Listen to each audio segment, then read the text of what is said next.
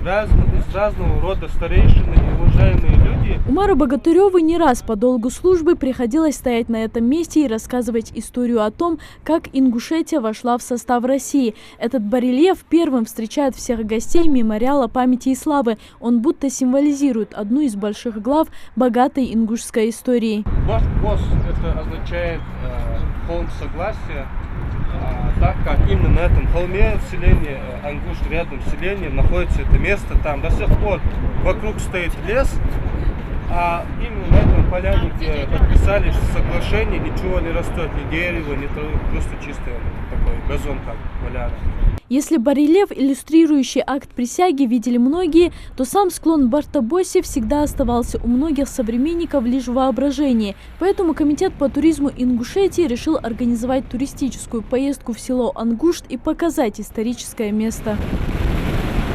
До него от Насыркорта через Северную Осетию путь оказался не близким, около часа езды. Достигнув Ангушта, первого поселения, основанного ингушами на равнине, группа устремляется навстречу горам, чьи ровные углы придают каменным великанам вид нарисованных декораций. Миновав реку Камбелеевка, дальше путь преодолевают пешком. Точно так же, больше почти 2,5 века назад целые тейпы шли навстречу к единению с Россией. На окраине селения Ангушт, наконец, можно заметить и сам склон. Видите, везде деревья, а наверху снег лежит, открытая поляна. Вот именно вот это местечко и называется Бартобос. Внизу, подножие него, и было вот это все мероприятие происходило именно здесь. Ребятам повезло, эта местность сегодня не скрыта туманом. Наоборот, Бартобоси весь в снегу, что выделяет его даже на таком дальнем расстоянии. Здесь нет памятников или других отличительных знаков, лишь сам склон, свидетельствующий о давно минувших событиях. И еще сильнее осознание, что именно здесь свершилось то, что изменило историю ингушского народа. Дорога выдалась, конечно, не совсем гладкой, но это того стоило. То есть вот все, что нас окружает, это поистине очень красиво, и пейзажный вид очень вдохновляет, такая обстановка вокруг.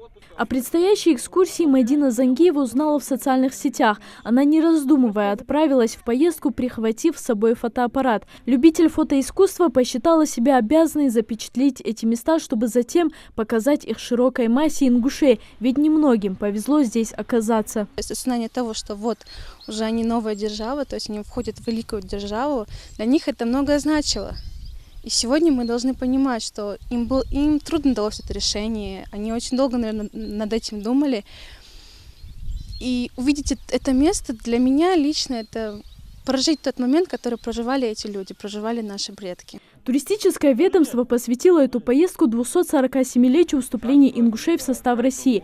По абсолютно новому историческому маршруту Комитет туризма теперь рассчитывает возить экскурсантов и туристов намного чаще, не дожидаясь праздничного повода. Залина Могушкова, Джамалил Тамасханов, Новости 24.